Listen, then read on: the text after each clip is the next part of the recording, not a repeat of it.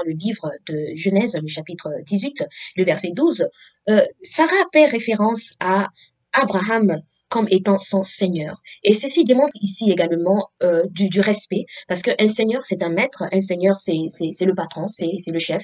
Et on a toujours cette impression d'avoir la relation maître, Seigneur, esclave, servante. Alors, Sarah se voit comme une servante, donc de son Seigneur, Abraham. Et c'est très inspirant de voir que ça peut être également un exemple de la femme chrétienne aujourd'hui dans son caractère et dans son attitude de soumission envers son époux. Et soyez créatifs, bien sûr. Votre époux, il est unique. Vous le connaissez, vous savez quel pourrait être le bon mot pour lui, le bon nom. Comment vous voulez vous référer à lui aussi longtemps que ça reste dans le cadre où vous lui exprimez cette soumission, ce respect, parce que Dieu l'a créé différemment de la femme et il a un ego particulier à lui et il aimerait peut-être être adressé d'une certaine manière, mais tout naturellement, il s'attend à la soumission. Et du coup, c'est une alerte ici, on sent l'alerte ici pour les épouses de caractère donc et intelligentes de surcroît, raison de plus pour ces épouses de revoir un peu leur attitude, leur caractère et de demander vraiment la grâce de Dieu pour pouvoir s'améliorer là, si ce n'est pas le cas, parce que aussi les femmes qui généralement dans le foyer sont celles qui euh, pourvoient donc aux besoins financiers de la famille, au lieu que ce soit l'homme qui travaille et quand c'est la femme qui travaille, ou bien quand généralement l'épouse gagne beaucoup plus d'argent que son mari, ça crée généralement des manques de respect de la part de la femme. Et c'est bien dommage parce que la femme est supposée être soumise à son mari et à le respecter toujours. Ceci ne change en rien le fait que Dieu l'a établi comme le chef de la famille, comme le lead, comme le patron, comme donc le Seigneur, comme nous l'avons appris donc de Sarah. Alors, c'est très important parce que c'est vraiment impératif. Et c'est justement l'un des aspects les plus difficiles dans les couples. Quand la femme n'arrive pas à être soumise, il y a vraiment beaucoup de conflits dans les couples. Ça affecte pratiquement tout. Ça affecte la communication, ça affecte ben voilà, la relation. Et ça devient un bras de fer dans le couple. Ça devient, chacun veut prouver qu'il a raison, chacun veut prouver qu'il est intelligent, chacun veut prouver voilà. Et tu dis, je dis, je dis, tu dis, je dis, et finalement, ça devient un conflit interminable. Et toujours parlant de communication, nous pouvons également lire donc dans le livre de Colossiens, le chapitre, le chapitre 4, nous pouvons lire dans Colossiens donc le chapitre 4, à partir du verset 6, que votre parole soit toujours accompagnée de grâce, assaisonnée de sel, afin que vous sachiez comment il faut répondre à chacun. Ceci peut également s'appliquer dans un couple.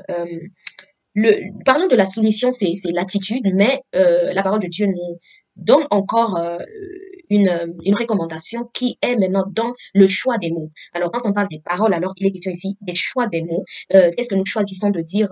Il est important de choisir les bons mots.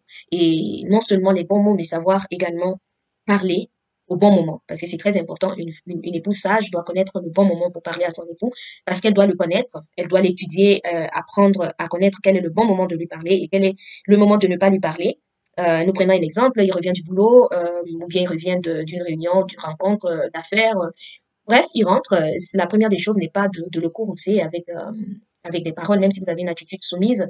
Vos paroles ou le contenu de ce que vous allez dire peut ne pas être le bienvenu à cet instant précis, parce que l'idéal, c'est déjà de comprendre quand il est rentré, comment ça s'est passé au dehors. Vous pouvez déjà, même s'il ne parle pas, vous pouvez déjà voir sa mine et savoir s'il va bien, et déjà anticiper. Est-ce que c'est le bon moment de lui en parler ou pas? Peut-être qu'il serait préférable de se préoccuper de son repas, par exemple, de sa douche, de son confort, de son bien-être d'abord, physique, émotionnel, avant de pouvoir aborder donc l'aspect communication avec lui. Alors c'est très important, surtout responsabilité donc de l'épouse. Et nous allons aussi dans le livre de Proverbes, le chapitre 15, le verset 1. Euh, une réponse douce calme la fureur, mais une parole dure excite la colère. Alors, monsieur le mari rentre et madame l'épouse attend déjà, elle a la réponse à tout, elle a les mots qu'il faut, des mots piments, ok?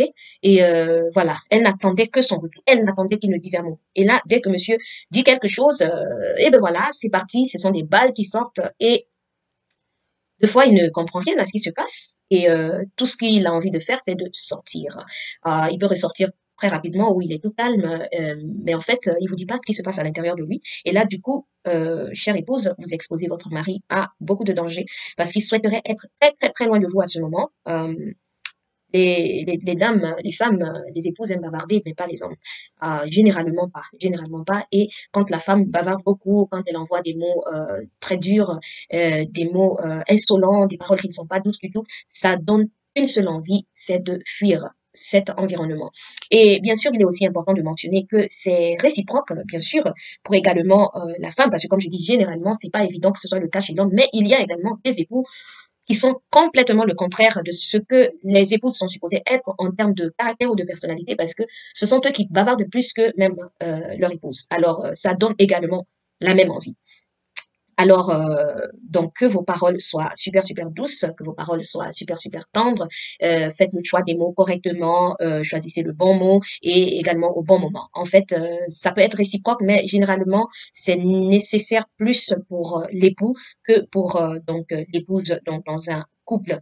Alors, nous pouvons clôturer ici, juste pour cette partie également, avec Proverbe, le chapitre 16, le verset 24, qui dit les paroles agréables sont un rayon de miel, douce pour l'âme et salutaire pour le corps. Et justement, bien aimé, nous savons que le stress n'est pas bon. Le stress n'est pas bon pour l'âme, c'est pas bon pour le corps parce que ça commence de l'intérieur de l'être et ensuite ça se manifeste tout simplement à l'extérieur. Alors, il est très très important de préserver votre couple, de choisir les mots qu'il faut. Ça ne coûte rien d'être doux et aimable dans le choix de ces mots et d'être humble, surtout pour la femme. Vous savez, la femme a cette habilité parce qu'elle est une mère d'abord dans sa nature. Elle a été créée pour être mère. Alors c'est plus facile pour la femme de regarder à son époux comme étant son enfant. C'est d'une manière, elle est la maman, elle gère tout, elle supporte tout et les mamans peuvent supporter les caprices des enfants par rapport aux enfants, par rapport au père. Alors du coup, il est important de l'influencer dans le langage, dans votre choix de parole, dans votre soumission, dans votre attitude. Et mine de rien, il sera enrôlé et il va commencer à parler comme vous, il va commencer à être doux lui aussi à son tour. Écoutez, essayez, vous m'en direz des nouvelles. Alors, nous continuons.